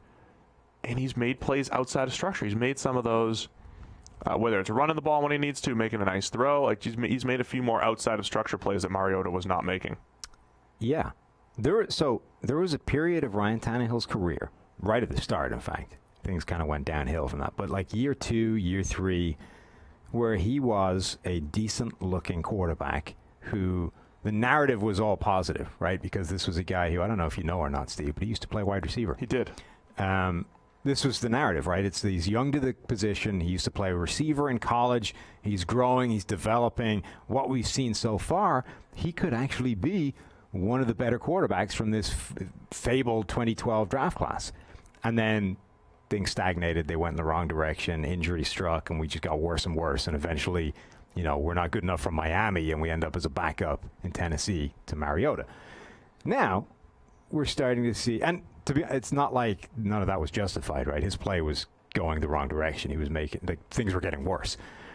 But we did kind of theorize that what he was doing by the end of that period in Miami needed like a full rebuild, needed like a reset to be hit. You sit him down, get him the hell away from the field, and start trying to put this thing back together from the ground up. He was a disaster last year, right? Despite having decent numbers. Correct. By the way, but he was so bad that it was from a sort of fundamental level. Like you were doing everything wrong.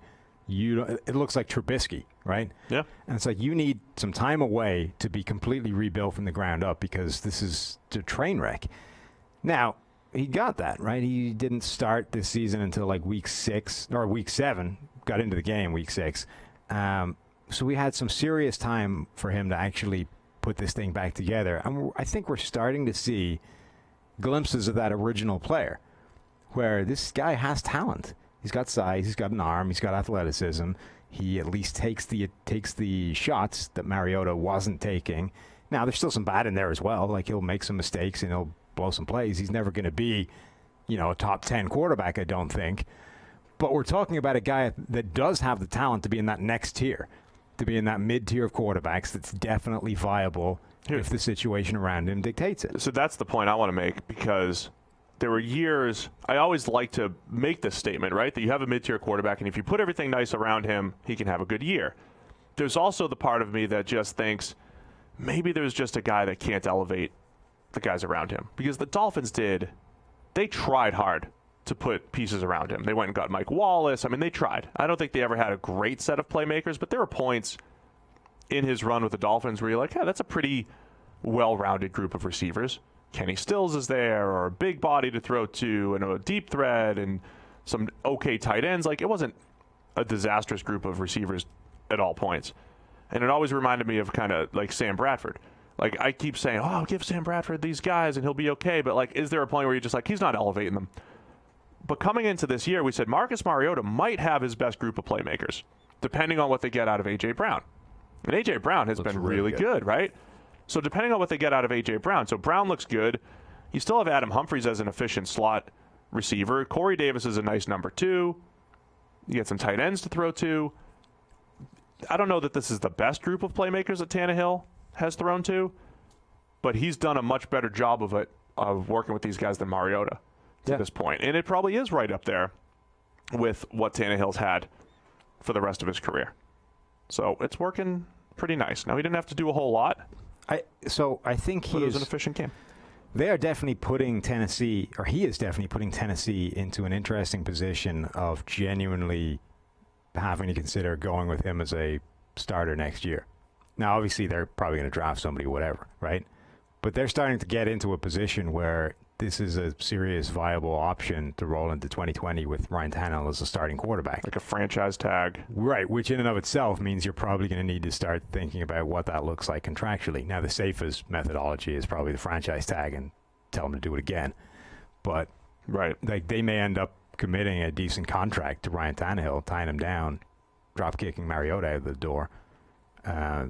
It's just, this is becoming a fascinating scenario, this Ryan Tannehill-Titans marriage. Yeah, I might look at him as that, he's a bridge guy. I'm not married to him. That's always my theory. But he's playing well enough right now that...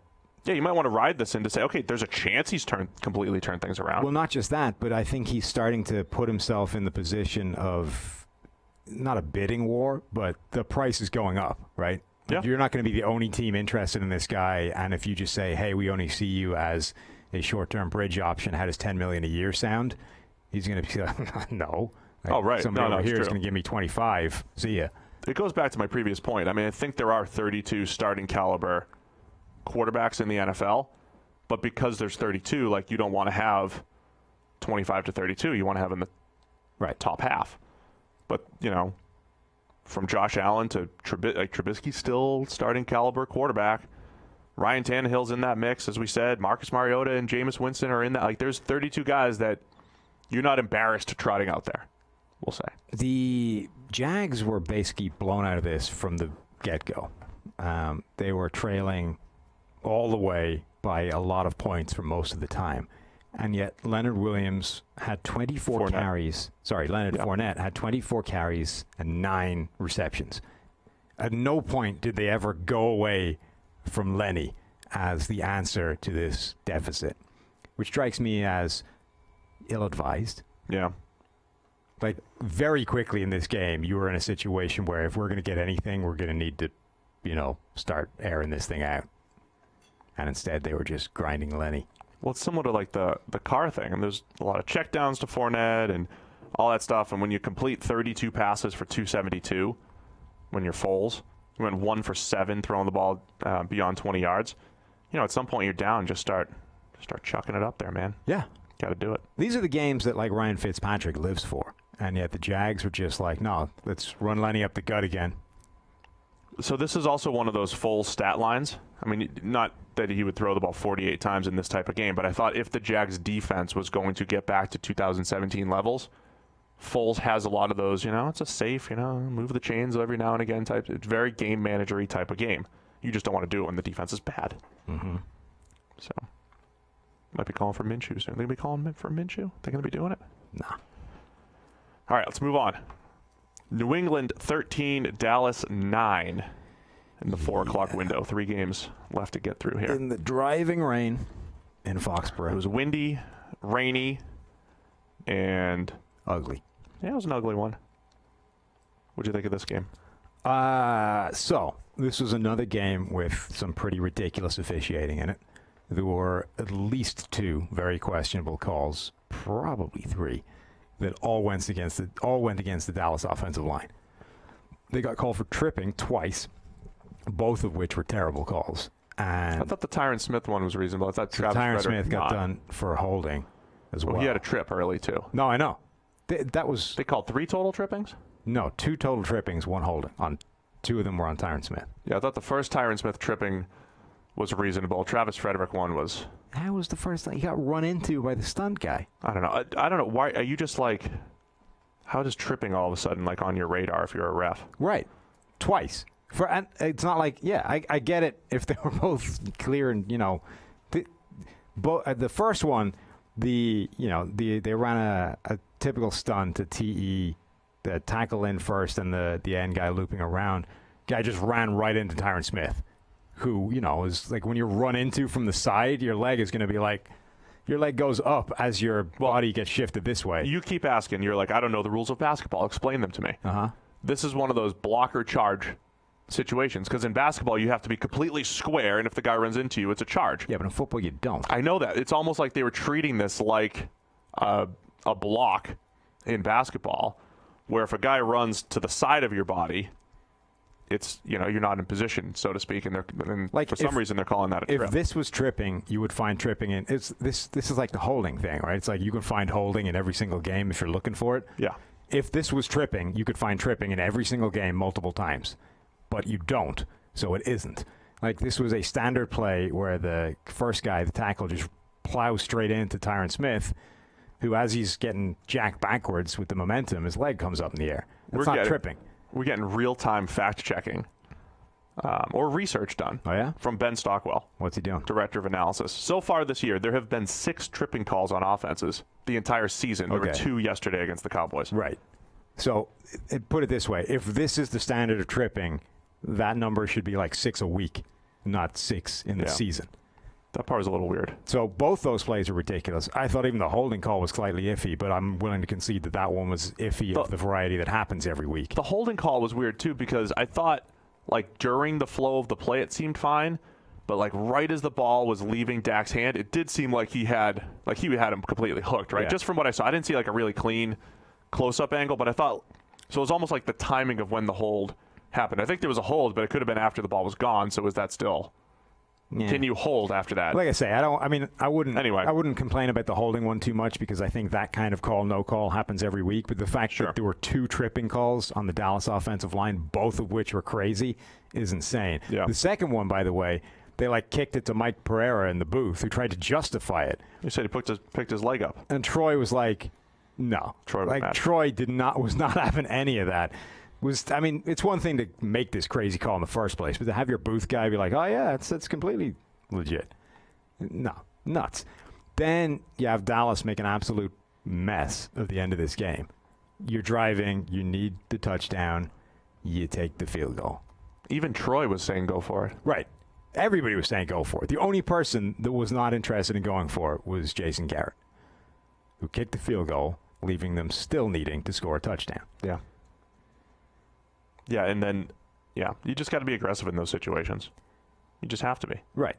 There's just, it's very hard to see a scenario whereby kicking a field goal was the better option there. Oh, especially when, first off, field goals were a disaster in this. New England missed 2, Cowboys missed 1 or 2? Definitely missed 1 early in the game. Right. Anyway, everything was a disaster in this game.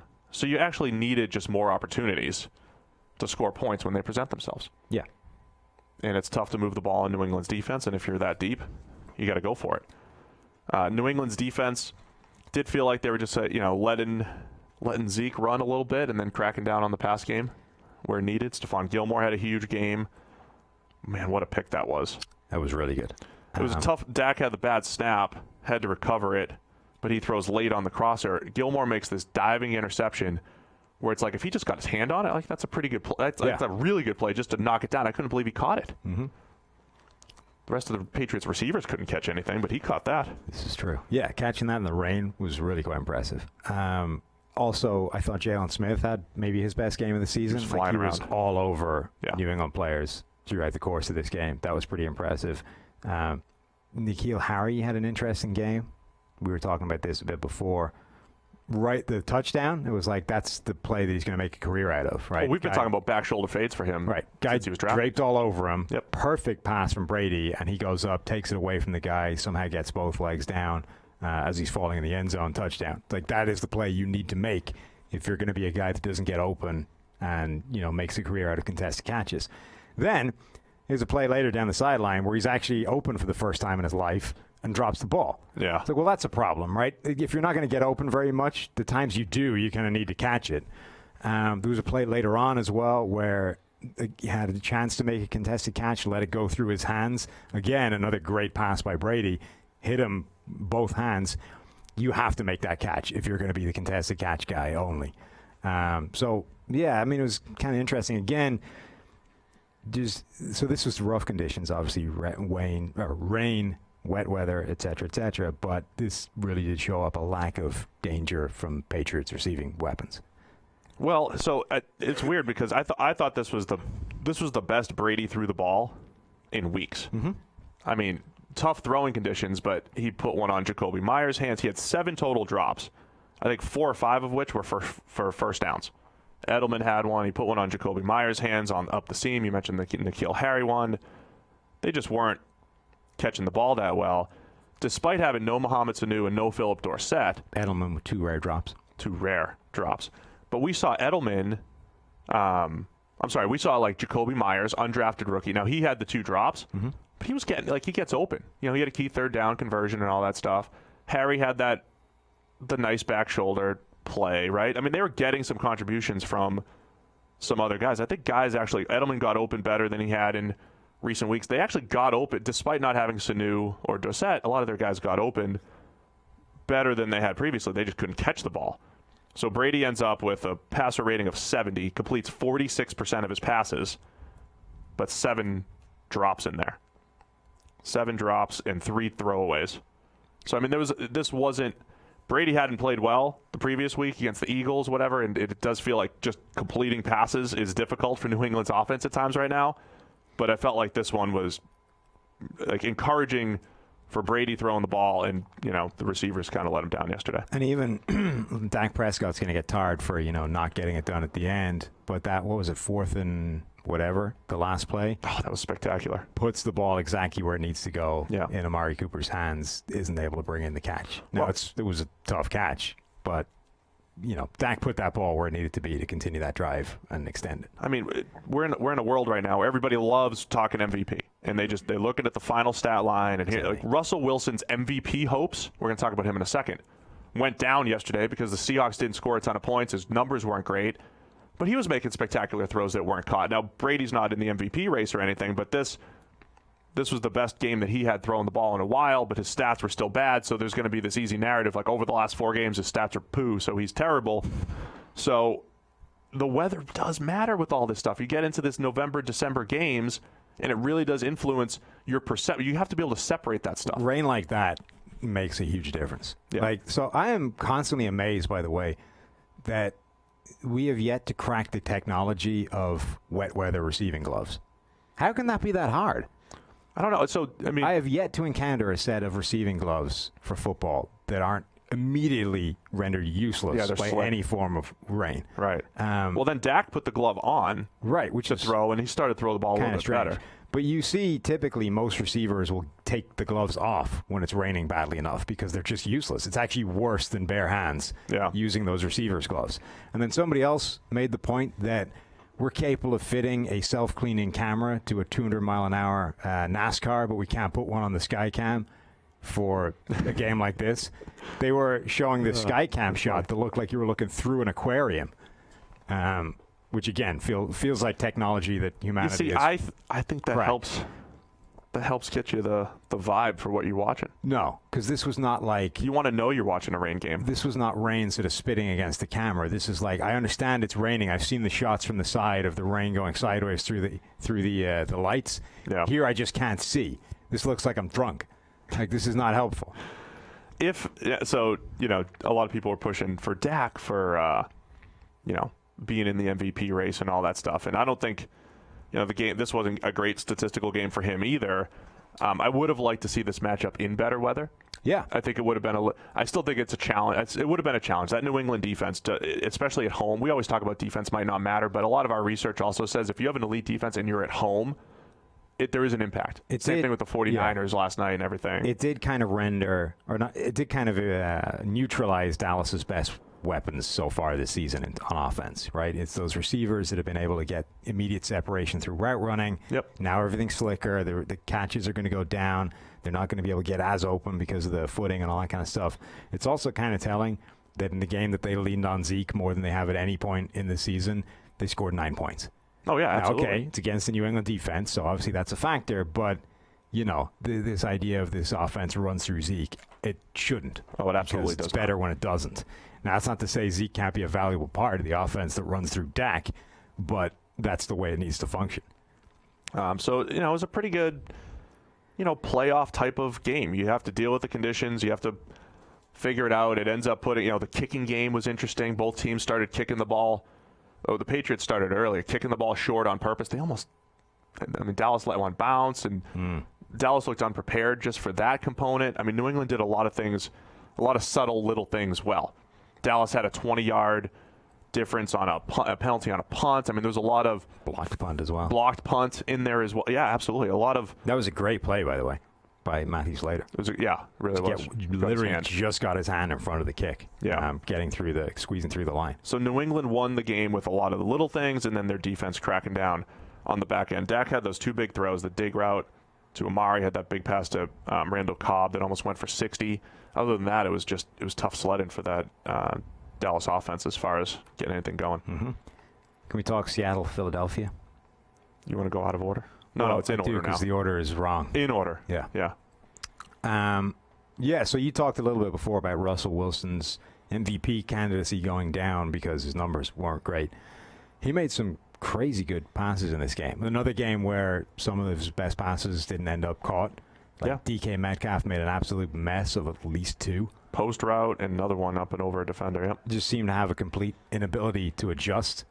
I don't want to tie this directly to the 3-cone thing, but it kind of looked like that in action. Yeah. A guy, when you're that big and stiff and linear, when you have to make subtle adjustments laterally to a ball that's not where you want it to be, you struggle. We had this is Russell Wilson threw the ball extremely well. We had 5 big time throws, 2 or 3 of which I think at least 2 that were not caught. Right, one of which was perfect, the touchdown in the back of the end zone, splitting the coverage, splitting the two guys coming in from either angle. That was a beautiful pass. The actual touchdown. Yeah, to David Moore.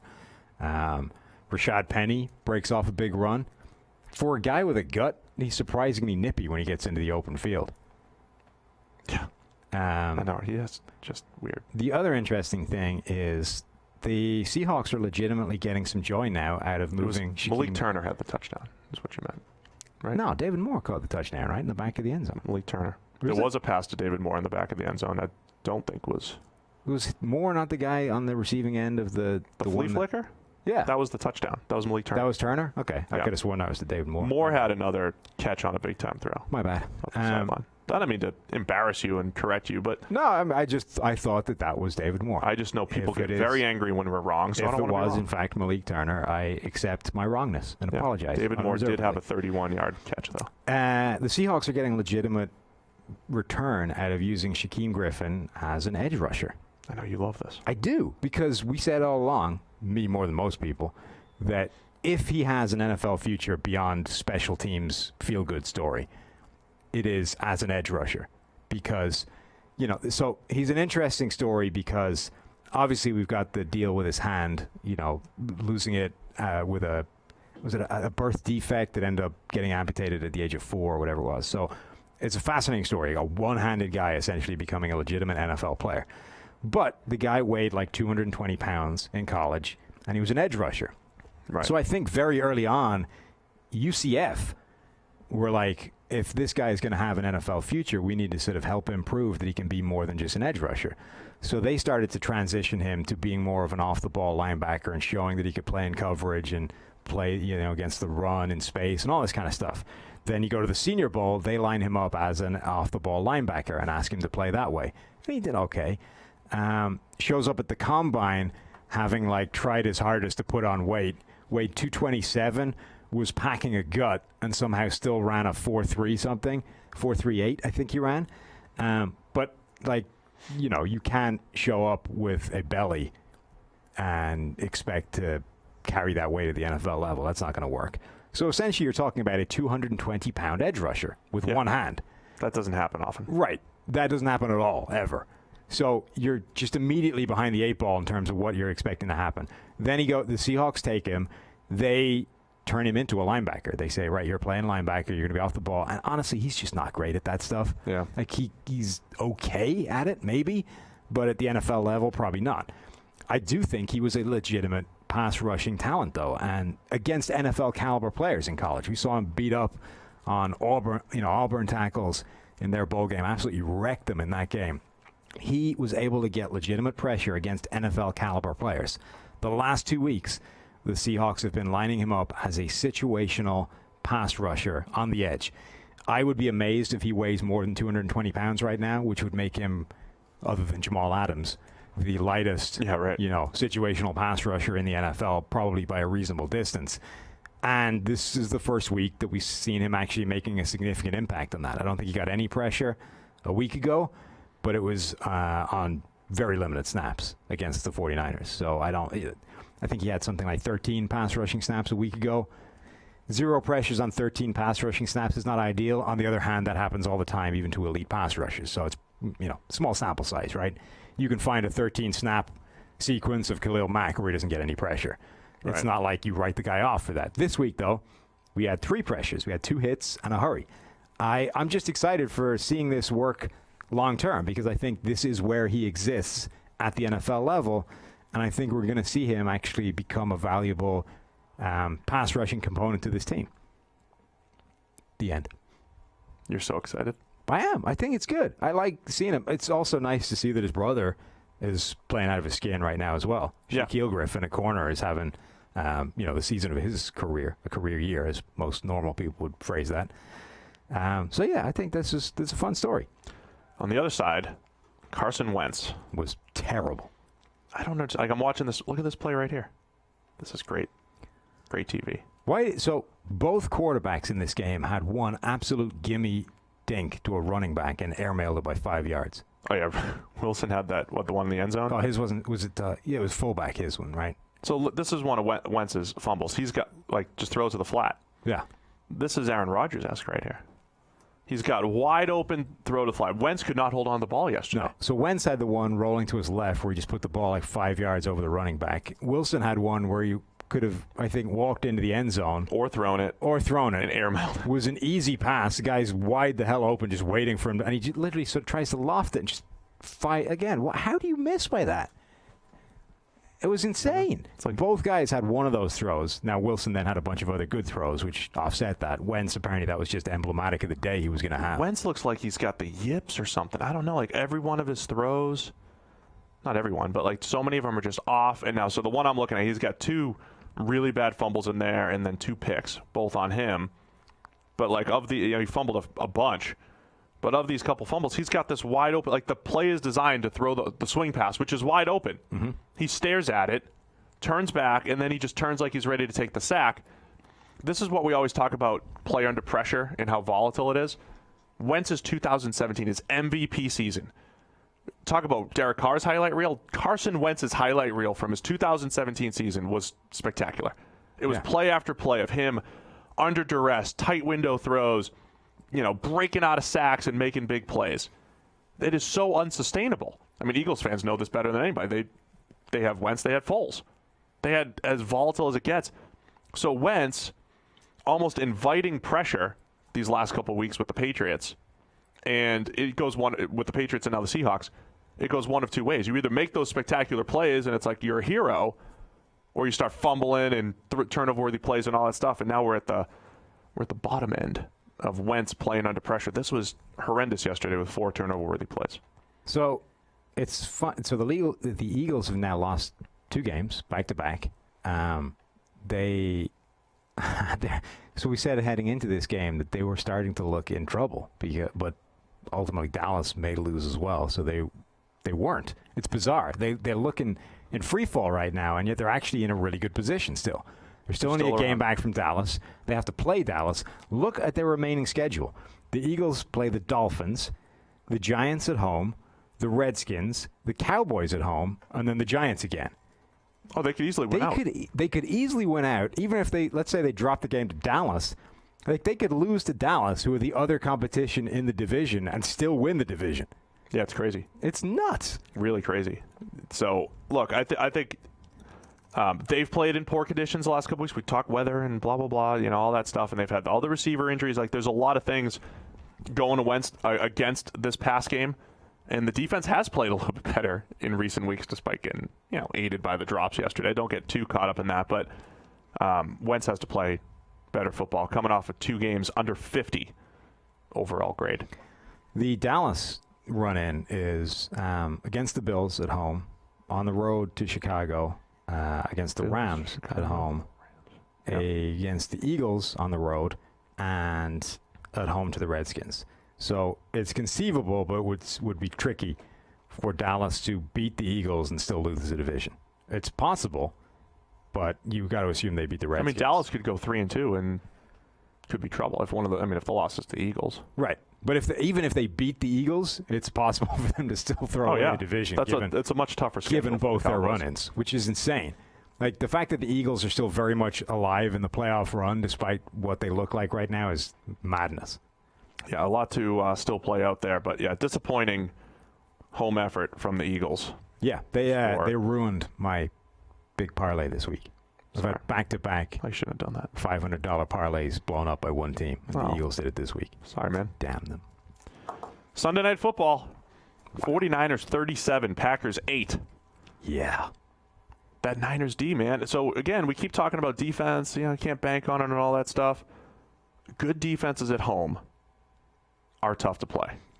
And the Niners were legit. Rodgers was poor. This was another game where, Rodgers has that early fumble, which didn't have to happen.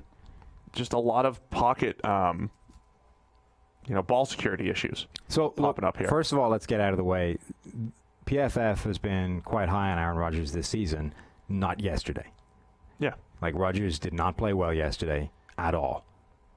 he will not end up with a good grade yesterday. In fact, he will end up with quite a bad grade yesterday. Correct. So the fact that we have been high on Rodgers before now this season should not be taken as a suggestion that we were high on him yesterday, because he was bad. Yeah, and to be fair, their ass kicked. Even watching, like, he's had a bunch of good games. He's had 2 really high-end games, the Detroit and Oakland games. Oakland, it showed up in the stats. That was ridiculous. Detroit, that didn't show up in the stats because dudes kept dropping balls. Yeah.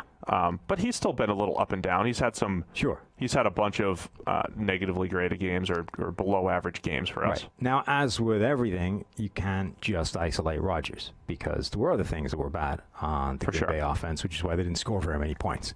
Right. Nick Bosa continued to absolutely wreck everybody that he goes up against. What was interesting in this game is, so Green Bay lose Brian Bulaga earlier in the game, right? The 49ers immediately counter by shifting Nick Bosa to the other side of the line, right? So we talked about how Bosa versus Bakhtiari was one of the best individual one-on-one matchups of the week. That's what I said on NFL Network. Yeah. Suddenly your right tackle goes down, and now you've got a massive weakness at that spot. So what do the 49ers do? Well, they go, let's take our best pass rusher and move him to the weak link. Now you've got carnage. So Bosa does respond, absolutely wrecks the right side of Green Bay's line. Now you've got consistent pressure coming through there. Eric Armstead had another good game. DeForest Buckner had another good game. Now you got 3 guys getting pretty much consistent pressure all game long. So that's going to cause problems. And on the back end is held up really well. Jimmy Ward made a couple of crazy plays, a diving pass breakup against what looked like a good Aaron Rodgers pass. Ward is just able to get back in time to make that play. Like, he had a pretty spectacular game, which he made multiple plays to change the course of this game. Ward? Yeah. Oh, man, he was flying around. He was fun. He was really fun. Fred Warner had a big game, and this was, yeah. And then you've got, again, it's this sort of game of inches. You've got that pass to the back of the end zone that Marquez Valdes-Scantling isn't able to bring in. That is inches from a beautiful touchdown. It was close. But ultimately, not. So yeah. There was a few plays like that in this game where any sign of life Green Bay had were just a few inches the wrong side, right? Whether it was the Valdes-Scantling play in the back of the end zone, whether it's Jimmy Ward getting across and breaking up passes that would have been significant chunked plays. DJ Jones making not incredible, but like a really nice 4th down stop. How insane is it, by the way, they've got like 18 3-techs. They're all contributing. A bunch of first-round picks. And DJ Jones is the guy that's getting playing time and making plays. He's legit. He could stop the run. He was always a good run stopper at Ole Miss. I like him. 6th-round pick. Yeah. Yeah. I mean, he's been pretty good in recent weeks, making some plays. The Niners are like a higher-end Colts defense where they have stars like Bosa, like you're talking about, but then it's like, Fred Warner's playing well now, and Jimmy Ward, like all these guys. Jimmy Ward's having a career year right now. Fred Warner has been a find over the last 2 years as far as what he can do from a coverage standpoint. Just got to cut down on all those missed tackles. And then on the flip side, pretty much nobody on Green Bay's defense stood up. No. Zadarius Smith did well, again, going up against, a backup tackle, so that'll help. Nobody else really. And then, so you've got the fact that you're getting outclassed basically across the board. Then you have Kyle Shanahan dialing up essentially uncoverable plays. Yeah. Like the sort of fake to the left with Kittle and then cut back across. You can't cover that. It's genuinely not possible to stop. Man, what an offense. When Kittle's out there, 6 catches, caught all 6 of his targets for 129 in that score, the 61-yarder. You got Deebo Samuel catching 2 for 50. They do a really nice job of getting the most out of all those guys. Yeah. I mean, this was peak 49ers in terms of what they can achieve, right? The defense was absolutely cooking. Defense, play action. Garoppolo didn't make too many mistakes. The offense made some plays, and then you had Kyle Shanahan adding the value on top of that with plays that are effectively uncoverable. Yep. It was a good game.